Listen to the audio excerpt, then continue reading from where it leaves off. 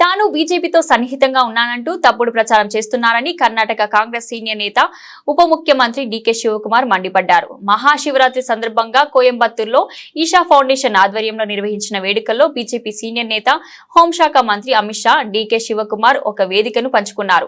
ఈ నేపథ్యంలో అమిత్ షాతో డీకే శివకుమార్ భేటీ అయ్యారని, బీజేపీకి ఆయన దగ్గరవుతున్నారంటూ సోషల్ మీడియాలో ప్రచారం జరుగుతుంది.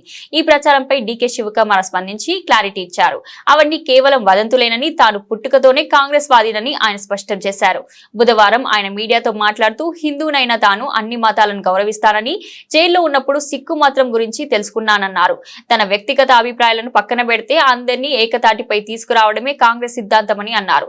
ఇటీవల చోటు చేసుకున్న పరిణామాలకు సంబంధించి కొందరు అసత్య ప్రచారం చేస్తున్నారని మండిపడ్డారు. మైసూరుకు చెందిన సద్గురు తమ ఇంటికి వచ్చి శివరాత్రి వేడుకలకు ఆహ్వానించారని, ఆయనకు ఉన్న విజ్ఞానం దృష్ట్యా ఎంతో గౌరవిస్తానని తెలిపారు. దీంతో బీజేపీతో సన్నిహితంగా వెలుగుతున్నానని, అమిత్ షా భేటీ అయినట్లుగా సోషల్ మీడియాలో వేదికగా తప్పుడు ప్రచారం జరుగుతుందని డీకే శివకుమార్ వాపోయారు.